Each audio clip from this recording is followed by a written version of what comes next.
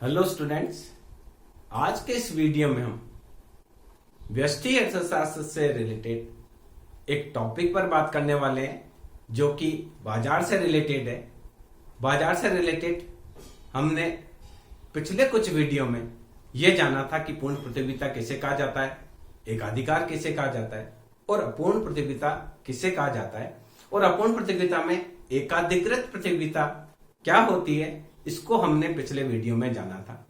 आज के इस वीडियो में हम ये जानेंगे कि दयाधिकार किसे कहा जाता है और अल्पाधिकार किसे कहा जाता है। तो देखिए, अपूर्ण प्रतियोगिता में पहले हम बात करते हैं दयाधिकार। डिओपोली इसको कहा जाता है। बाजार की वह स्थिति जिसमें किसी वस्तु के उत्पादन और विक्रय पर केवल दो ही फर्मों का अधिकार होता है। दो ही फर्में वस्तु को बनाती है और वही फर्में उस वस्तु का विक्रय करती है, तो उसे दयाधिकार की संज्ञा दी जाती है। सामान्य रूप से अगर हम व्यवहार में देखें तो ऐसी कोई प्रोडक्ट नहीं है जिसमें केवल दो ही फर्मों के द्वारा उत्पादन किया जाता हो। हम एक कल्पना करें कि जो कोल्ड ड्रिंक बनाती है वो मेजर दो कंपनियां हैं, पेप्सी और कोका कोला। अगर पेप्सी और कोका कोला के द्वारा बाकी सभी कंपनियों को खरीद लिया जाए, चाहे थम्स अप है, चाहे मिरिंडा है, चाहे सेवन अप है, चाहे स्प्राइट है, बाकी सभी कोल्ड ड्रिंक बनाने वाली कंपनियों को ये दोनों कंपनियां खरीद ले, किसी को कोका कोला खरीद ले, किसी को पेप्सी खरीद ले, तो बाद में फिर मार्केट में केवल दो ही कंपनियां रहेगी, उसको दयाधिकार की संज्ञा दी जाती है। यानी दयाधिकार बाजार की वह स्थिति है जिसमें किसी वस्तु के उत्पादन व विक्रय पर केवल दो ही कंपनियों का अधिकार होता है, उसे दयाधिकार की संज्ञा दी जाती है। अब हम बात करते हैं अल्पाधिकार की। अल्पाधिकार अर्थशास्त्र में बहुत प्रचलित है। ओलिगोपोली,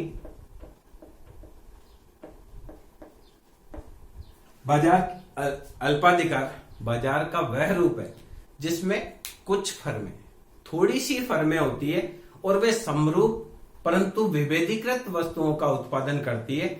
और ऐसी स्थिति होती है कि बाजार में कुछ फर्में सारे के सारे मार्केट पर अधिकार करती है।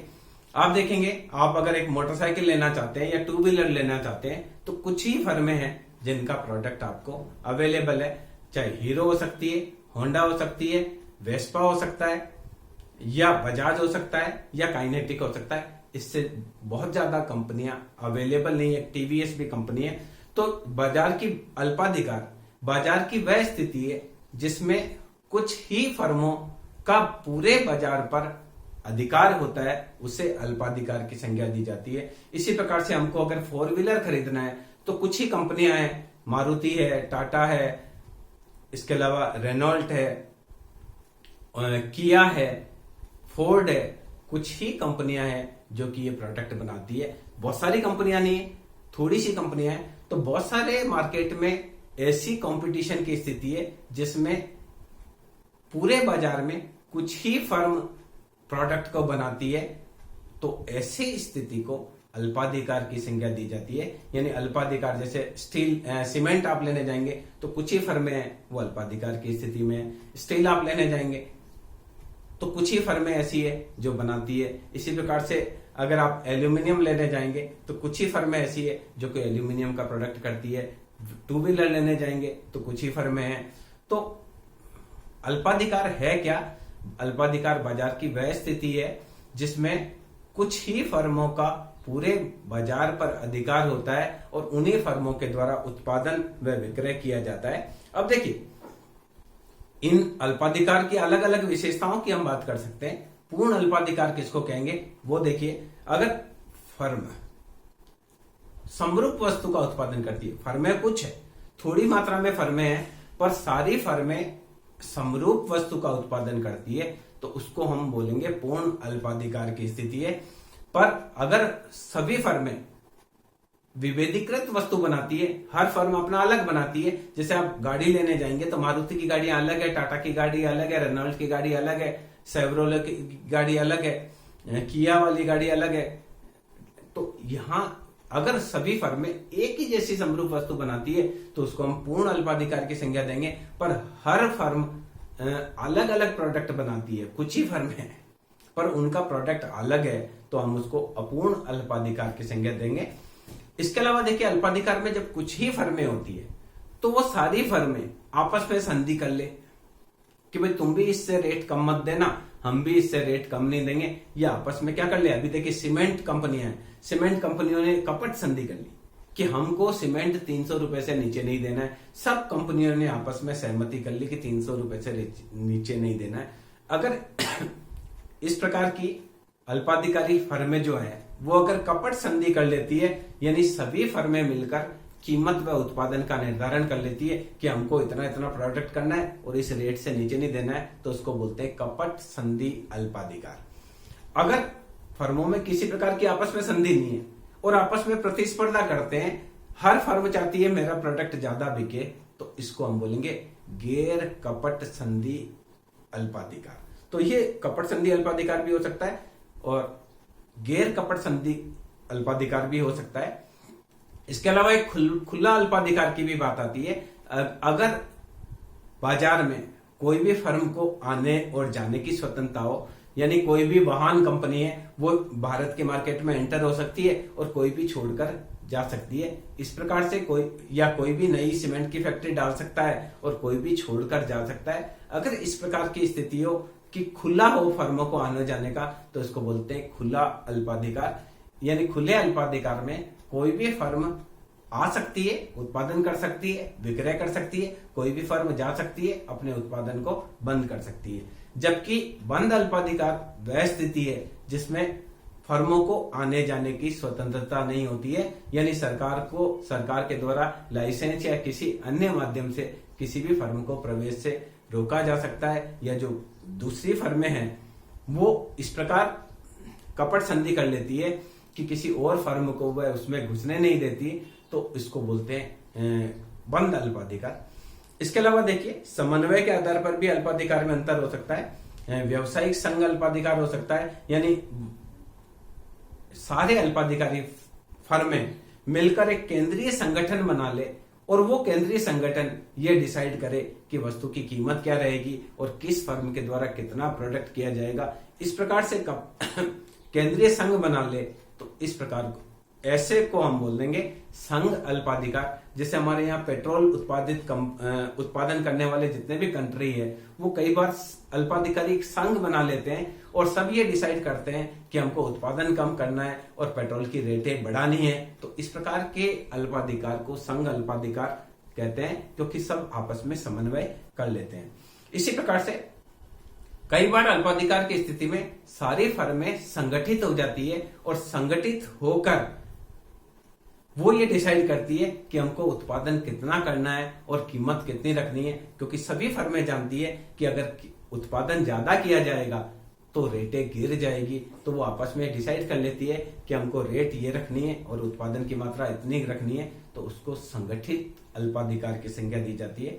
इसके अलावा कीमत नेतृत्व के आधार पर भी अल्पाधिकार में अंतर हो सकता है। आंशिक अल्पाधिकार की स्थिति वह होती है कि बाजार में एक फर्म बहुत बड़ी होती है और बाकी सब फर्में छोटी होती है, तो प्रधान फर्म जो होती है वो कीमत का नेतृत्व करती है। उस फर्म के द्वारा जो कीमत डिसाइड की जाती है, बाकी सभी फर्मों को उस कीमत को मानना पड़ता है, क्योंकि बाकी सभी फर्में जो हैं छोटी है, उनकी बाजार में इतनी पैठ नहीं होती है कि वह कीमत को प्रभावित कर पाए, क्योंकि प्रधान फर्म है या बड़ी फर्म है उसकी लागत इतनी कम आती है कि वह चाहे तो रेट कम करके बाकी सभी फर्मों को बाहर निकाल सकती है। तो ऐसी स्थिति को हम बोलते हैं आंशिक अल्पाधिकार, जिसमें एक बड़ी फर्म है वो कीमत का निर्धारण करती है, बाकी सारी फर्में उस कीमत को फॉलो करती है। जबकि पूर्ण अल्पाधिकार बाजार की वह स्थिति है जिसमें हर फर्म अपनी कीमत क्या होगी और मुझे कितना उत्पादन करना है इसके लिए स्वतंत्र होती है, वह किसी और फर्म पर निर्भर नहीं करती। तो ऐसी स्थिति को हम बोलते हैं कि पूर्ण अल्पाधिकार है। तो ये हमने कुछ चर्चा करी अल्पाधिकार, किस किस प्रकार के अल्पाधिकार हो सकते हैं। सामान्य रूप से अल्पाधिकार में बहुत सारी फर्में होती है, कुछ फर्में होती है और उनमें आपस में प्रतिस्पर्धा चलती है। तो हर फर्म विज्ञापन पर भारी मात्रा में पैसा खर्च करके यह प्रयास करती है कि वह अपने प्रोडक्ट को दूसरे प्रोडक्ट से अच्छा शो कर पावे और ज्यादा से ज्यादा बिके। ये प्रयास हर फर्म के द्वारा इसमें किया जाता है। आप देखेंगे सीमेंट आप देखते हैं तो हर सीमेंट कंपनी का एडवर्टाइज आता है। इसी प्रकार हर कार वाली कंपनी का एडवर्टाइज आता है, हर दोपहिया वाहन वाली कंपनी का एडवर्टाइज आता है। तो अल्पाधिकार की हम विशेषताओं की बात करते हैं। अब देखिए हम डिस्कस करते हैं, अल्पाधिकार के प्रकार की बात करी, अब हम देखें विशेषताएं। अल्पाधिकार की पहली विशेषता क्या है? अल्पाधिकार में परस्पर निर्भरता होती है। हर फर्म दूसरी फर्म पर निर्भर करती है, क्योंकि एक फर्म अगर कीमत कम करती है तो सभी फर्मों को कीमत कम करनी पड़ती है। तो हर फर्म कोई भी निर्णय लेती है तो वो ये ध्यान रखती है कि मेरे इस निर्णय का दूसरी फर्म पर क्या प्रभाव पड़ेगा। मान लीजिए एक फर्म ये सोचती है कि मुझे भारी मात्रा में विज्ञापन पर व्यय करना है, तो उस फर्म को ये पता होता है कि मैंने विज्ञापन बहुत ज्यादा करना है तो दूसरी फर्म भी विज्ञापन बहुत ज्यादा कर सकती है। एक फर्म सोचती है कि मैं कीमत कम करूंगी तो मेरा प्रोडक्ट ज्यादा बिकेगा, पर साथ में कीमत कम करते समय उस फर्म को यह भी ध्यान में रखना होता है कि जैसे ही हमने कीमत कम करी, दूसरे वाले जो फर्म वाले हैं वो भी कीमत कम कर सकते हैं। तो हर फर्म के द्वारा कोई भी निर्णय लिया जाता है तो उसको निर्णय लेते समय यह ध्यान में रखना होता है कि जो उसकी प्रतिस्पर्धी फर्म है, उनकी प्रतियोगी फर्म है, उनकी इसके बारे में क्या प्रतिक्रिया होगी। यानी हर फर्म इस स्थिति में, अल्पाधिकार की स्थिति में, सभी फर्में एक दूसरे पर निर्भर रहती है। विक्रय शैली, एक फर्म की विक्रय शैली का दूसरी फर्म पर प्रभाव पड़ता है। मान लीजिए एक फर्म है, वो एक के साथ एक पाउडर का डिब्बा फ्री दे रही है, तो दूसरी फर्म भी फिर एक के साथ एक पाउडर फ्री देती है। फिर कोई फर्म कह देती है मैं एक के साथ 2 पाउडर के डिब्बे फ्री दूंगी, तो दूसरी कंपनियां भी इसी प्रकार से करने लग जाती है। यानी हर कंपनियां एक दूसरे पर निर्भर रहती है, कीमत के रूप में भी निर्भर रहती है, विज्ञापन शैली के रूप में भी निर्भर रहती है, उत्पादन की नीति के रूप में भी निर्भर रहती है।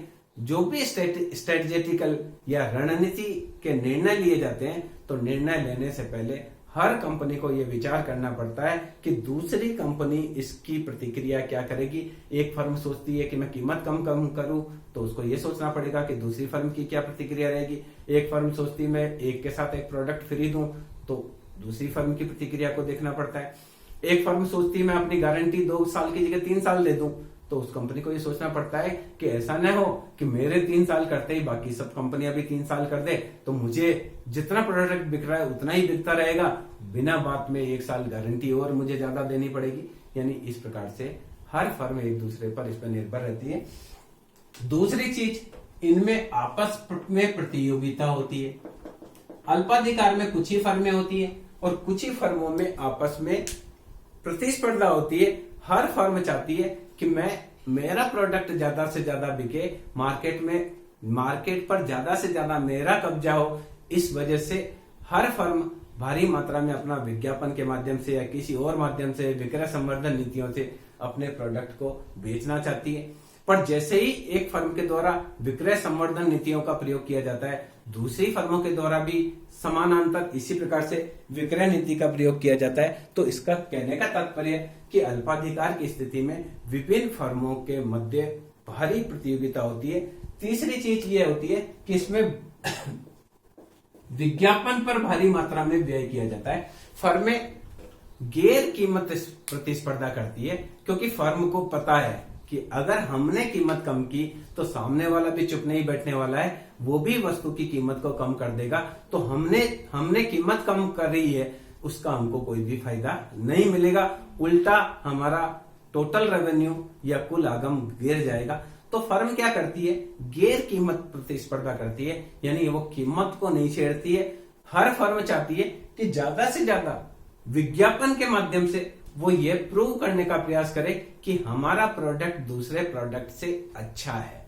तो हर फर्म क्या करती है? गैर कीमत प्रतिस्पर्धा करती है, यानी कीमत में छेड़छाड़ कोई भी फर्म नहीं करती है। और हर फर्म भारी मात्रा में विज्ञापन कर, क्योंकि यहाँ जीवन और मृत्यु का प्रश्न हो जाता है हर फर्म का, तो हर फर्म के द्वारा भारी मात्रा में विज्ञापन करके अपने लाभ को अधिकतम करने का प्रयास किया जाता है। क्योंकि कोई अन्य निर्णय अगर फर्म लेती है तो उसकी प्रतिक्रिया में दूसरी फर्में भी समान प्रकार का निर्णय ले सकती है। तो इसी वजह से सामान्य रूप से कीमत से प्रतिस्पर्धा इस प्रतियोगिता में नहीं करते हैं, क्योंकि कीमत की प्रतिस्पर्धा होने पर सभी फर्मों को उसका नुकसान उठाना पड़ सकता है। इसके अलावा देखिए, विभिन्न फर्मों के मध्य विरोधी प्रवृत्तियां होती है। विभिन्न फर्मों के मध्य विरोधी प्रवृत्ति, हर फर्म एक फर्म दूसरी फर्म का विरोध करने की प्रवृत्ति इनमें होती है। हर फर्म चाहती है कि मेरा मार्केट का शेयर ज्यादा से ज्यादा हो, मेरा लाभ ज्यादा से ज्यादा हो, तो इस वजह से वह दूसरी फर्म का काट ढूंढने का प्रयास करती है। आपने कई बार देखा कि दूसरी फर्मों के प्रोडक्ट का विज्ञापन में आलोचना कर दी जाती है, कई बार फिर कोर्ट इसमें हस्तक्षेप करता है या सरकार हस्तक्षेप करता है। यानी हर फर्म की प्रवृत्ति ये रहती है कि अपने विरोधी को किस प्रकार से परास्त किया जाए। तो इसके लिए वो सामान्य रूप से क्या करते हैं, वो विज्ञापन का सहारा लेते हैं और गैर कीमत प्रतिस्पर्धा करते हैं। क्योंकि इस प्रतियोगिता में क्या होता है, विज्ञापन के बारे में प्रोफेसर बामोल ने क्या कहा, अल्पाधिकार में विज्ञापन जीवन में मृत्यु का प्रश्न बन जाता है। हर फर्म अपने प्रोडक्ट को ज्यादा से ज्यादा बेचने के लिए विज्ञापन का ही सहारा लेती है। इसके अलावा देखिए, कीमत दृढ़ता होती है इसमें,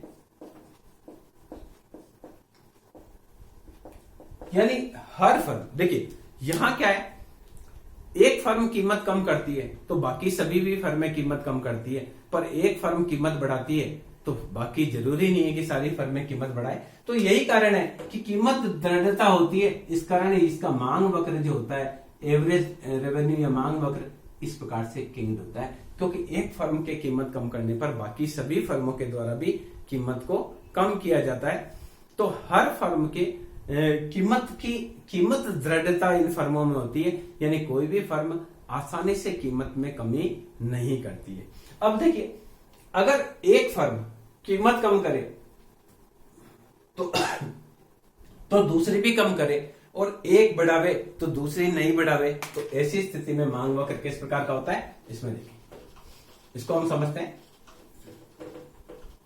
देखिए, यदि एक फर्म के द्वारा कीमत कम की जाए तो दूसरी सभी फर्मों के द्वारा भी कीमत कम की जाती है, और एक फर्म की कीमत बढ़ाने पर दूसरी फर्म कीमत नहीं बढ़ाए तो मांग वक्र इस प्रकार का होगा। और अगर एक फर्म के कीमत कम करने पर सभी फर्में कीमत को कम करें और एक के बढ़ाने पर, देखिए वापस सुनिए, यदि एक फर्म के द्वारा कीमत कम करने पर सभी फर्मों के द्वारा कीमत कम की जाती है और एक के बढ़ाने पर दूसरी नहीं बढ़ाए तो मांग वक्र इस प्रकार का होगा, कीमत कम होने पर। अब उल्टा चले, यदि एक फर्म कीमत कम करती है तो सभी फर्में तो बाकी फर्में कुछ भी नहीं करे, पर एक कीमत बढ़ावे तो बाकी सब बढ़ावे, तो ऐसी स्थिति में ये किंग जो है वो इस प्रकार का होगा। इसको आप समझेंगे, एवरेज रेवेन्यू बराबर डिमांड। यदि एक फर्म के द्वारा कीमत बढ़ाने पर सभी बढ़ाए, कम करने पर कोई प्रतिक्रिया न हो तो किंग ऐसा होगा। पर होता क्या है, एक फर्म के द्वारा कीमत कम करने पर बाकी सभी फर्मों के द्वारा कीमत कम की जाती है, और एक के बढ़ाने पर जरूरी नहीं कि दूसरी भी बढ़ाओ, इसलिए किंग इस प्रकार का होता है, मांग वक्र इस प्रकार का होता है। तो अल्पाधिकार की स्थिति में मांग वक्र किस प्रकार का होता है, इसके बारे में हम चर्चा करते हैं। ये पॉल एम स्विजी नाम के अर्थशास्त्री हुए, इन्होंने अल्पाधिकार की स्थिति में मांग वक्र किस प्रकार का होता है इसके बारे में चर्चा की थी। उन्होंने अल्पाधिकार की स्थिति में मांग वक्र दिया, इसको बोलते हैं किंग्ड डिमांड कर्व।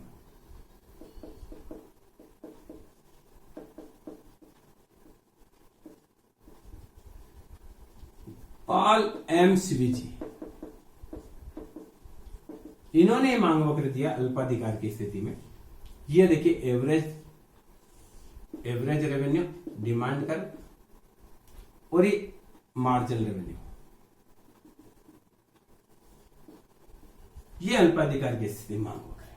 अब देखिए, एवरेज कॉस्ट C1 से एवरेज कॉस्ट बढ़ भी जाती है, एवरेज कॉस्ट और भी बढ़ जाती है, तो भी कीमत वस्तु की नहीं बढ़ती है, क्योंकि पता है फर्म को कि अगर मैंने कीमत बढ़ाई तो मेरा प्रोडक्ट नहीं बिकेगा।